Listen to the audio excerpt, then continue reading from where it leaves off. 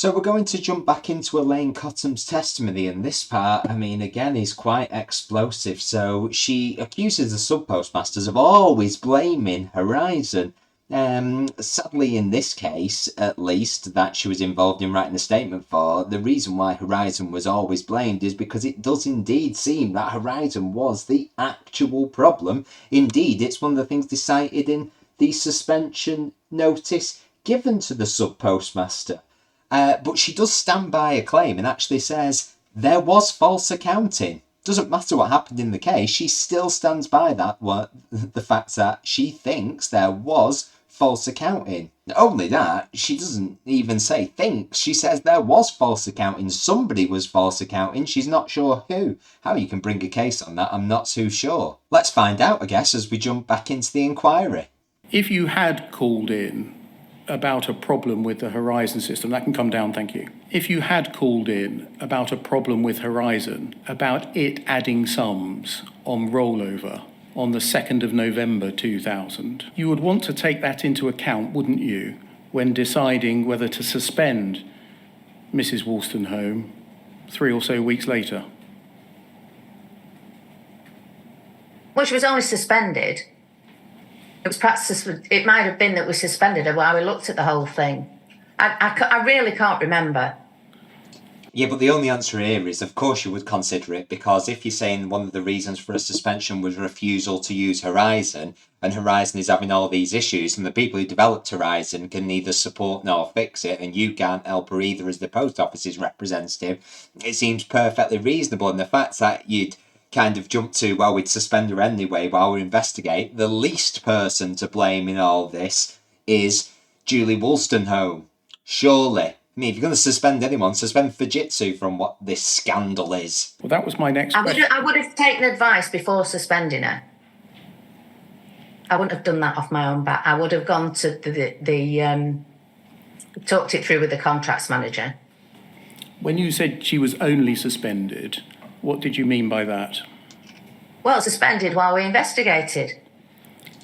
We've heard from sub-postmasters, though, when they were suspended, it wasn't like suspended on full pay, which if you're being suspended pending investigation would be the usual circumstances, because suspension isn't seen as a disciplinary measure in that case. It's seen as a measure to allow a full, prompt and effective investigation, which obviously we know now wasn't happening at the post office. But anyway, that's the theory behind it. When you suspend sub-postmasters, from the ones I've heard of, they went from earning their normal income to maybe being given a couple of £100 a month, nowhere near enough to sustain themselves. So again, that's sub-postmasters being penalised for something that isn't their fault. And when you investigated, and she was saying, I've not taken money, I've not mismanaged money, I've been complaining for the past 9 months regularly to the Horizon help desk about this system, would you have got the call logs then to see whether what she was saying was true? I don't know. My gosh, surely the only answer there is yes, because someone's putting up a defence there, and if they're putting up a defence, then you need the call logs to check that she's actually done it. But, that is acknowledged in the witness statement that she didn't write but probably signed. But still, why? It baffles me how there's so much lack of apparent common sense going on in some of these investigations. Would you think that's a sensible thing to have done? It might have been. It depends what other information I'd got at the time. No. You're investigating their defence here. It not might have been. It definitely was the right thing to do. Can we look, please, at poll 00118219 at page 179, please? If you just go back a page. That's the signature part. This is your letter to Mrs. Wolstenholme of the 5th of December 2000. And you told her that you wrote on the 30th of November confirming her suspension. And that was your decision to suspend, wasn't it? Not only mine. No, but again, it's your responsibility because you wrote to her confirming the suspension. Again, if it's not up to her, then the person who it's up to should be writing these letters. This would seem like a blatant attempt to pushing the responsibility off on somebody else, I have to say. And I wouldn't have drafted this letter. I would have gone to the contracts manager about this letter. It was your decision to suspend her, wasn't it? Yes, but I wanted to make sure that it was contractually correct. And So I signed the letter, and that was the case with most of these letters. I think we've agreed that it was you that suspended her, yes? Oh, well, yeah, it would have had to be me. What investigations did you carry out before suspending her? Well, it was an ongoing investigation, really. That wasn't the question. It was, what did you actually do? Never mind whether it was ongoing. What did you actually do to look into this? It was to do with... I'd been in the office quite a lot. We were looking at all the different things that were happening, and there was lots of cash losses and gains. The Bureau de Change was overstated or understated. Lots of things were taken into account. And she was saying, in broad terms, it's the Horizon system that's the problem with this. Yeah, she was. And she was saying, and I have raised these issues with the help desk persistently over the last 9 months, wasn't she? Yes.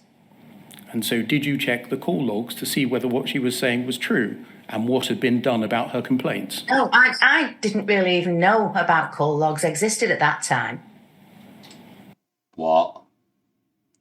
I mean, it's one thing not actually getting the call logs, but not understanding that call logs and records would be maintained. That seems absolutely baffling. I mean, maybe she's hoping that they weren't retained, given that it actually shows that she rang up and complained here. But the fact that it's your decision to suspend somebody, I mean, who's answering these questions? Because she's so far only thrown out a couple of names that might have possibly had some involvement with something along the way of the line. But if you're saying, actually, nothing to do with me, then you need to start naming who it is so that we can hear from them as well. But 3 or 4 weeks before you suspended her on the 30th of November, you yourself have been complaining to the help desk about Horizon adding a sum on rolling over. So you knew what she was saying was true, didn't you? Well, I didn't know it's true. Of course you did. You experienced it yourself. You literally complained to the Horizon help desk about it. How would I have known it was true? I just said that that's what had happened. I didn't see it happen. So what I'm so confused. Was she there when it was rolling over or not? Because she said she was at the office when this happened. investigation did you carry out to see whether it was true? I couldn't have investigated that. That was like a technical issue. So let me get this right. You couldn't have possibly investigated it yourself because it was a technical issue, but you didn't get the call logs from the very technical helpline that could have shown potentially, if it was an issue, from people who were technical. In any event, as we can see here, you say you wrote on the 30th of November confirming suspension. Mm-hmm. I've now reviewed papers. You're reviewing them. I'm considering termination of your contract. Yeah. And in the fourth line of the next paragraph, you say the excessive number of error notices is unacceptable. Yeah. During final audit, there were 4 error notices. Yeah. And next paragraph, your failure to account for official cash and stock properly, i.e. your refusal to operate the Horizon system, is a clear breach of your contract. Yeah, and that letter was drafted for me. Well, the basis of it was drafted for me by the contracts manager. I think she thinks this is a get out, but it's not. It's like, for example, a CEO probably never writes a single letter themselves, or certainly not many. They are drafted for them, but when they affix their signature to it, they are owning it hook, line and sinker. You can't just say somebody else wrote the letter and I signed it off, so it's nothing to do with me. That does not hold water at all. Because I wouldn't have known what to say, the section, para, this, and the other. And so when Mrs. Wolstenholme was saying, the reason why I am now refusing to use the Horizon system is because it is riddled with faults, which are causing the very problems that you are accusing me of, what did you do to investigate at this stage, post-suspension? Well, we were backwards and forwards to the helpline with it, but we didn't then. And that was not the only reason she was suspended. No, but it's the reason you're being asked about now. You can't just divert onto the reason that you wish you was suspended or want to focus on when this is actually quite clearly something that was in the forefront of the mind, because it's of primary importance to a defence against these allegations that the reason you are alleging I am breached my contract, or certainly one of the primary reasons that she cites in the letter that she sent her there, is your failure or your refusal to use the Horizon system. And her defence to that is, my refusal to use it is accusing me of, or you are accusing me based on information from it, that I am stealing money and I am not. Of course you've got to look into it, whatever other reasons you think you have. Otherwise it just seems like a fishing expedition where you're trying to find something that you can prove to pin on somebody. I'm talking about post-suspension now. I'm talking about termination now.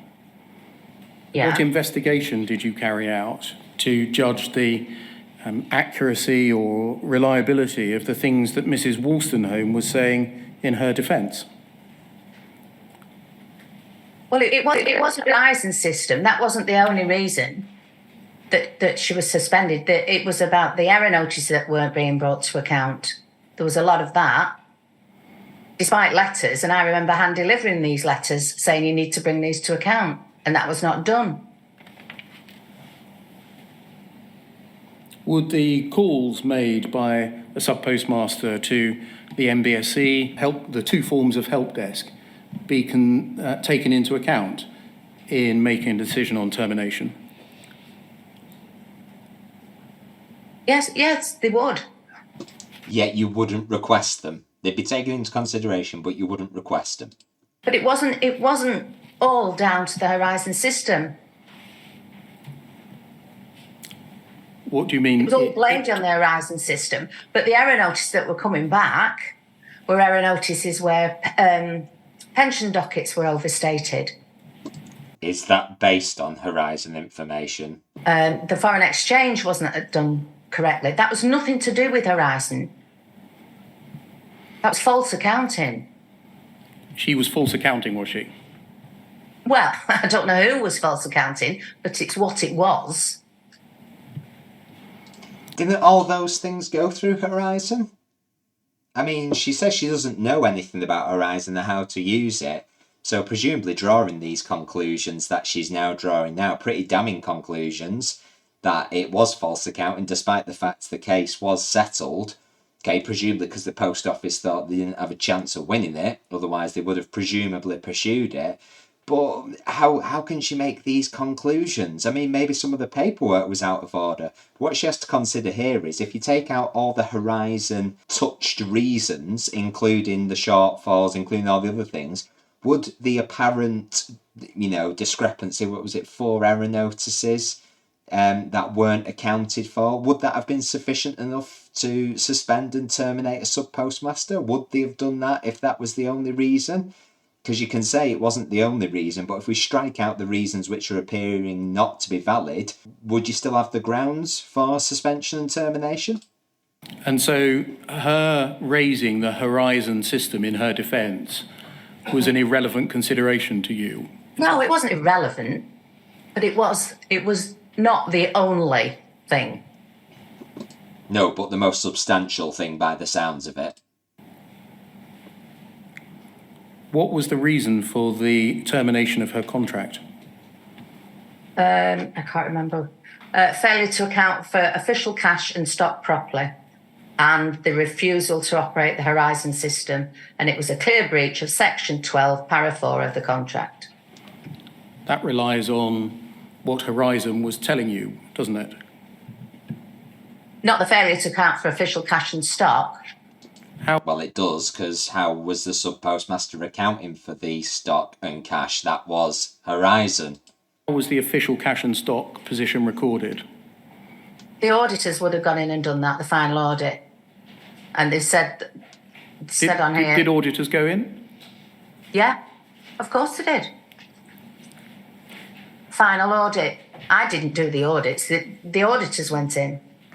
And do the auditors rely on what the cash and stock position is shown by Horizon in order to reach their conclusions? I can't say what the auditors did. Well, we can, based off having heard from them, and indeed they do rely on what Horizon has told them, indeed, the audit itself relies on them running reports off the Horizon system in the sub post office to check against the cash and stock. That they would have looked at everything. They did a final audit, and they would go back and see about error notices that were issued and making sure pensions were brought to account correctly and not overstated, all that. But that was to do with the auditors.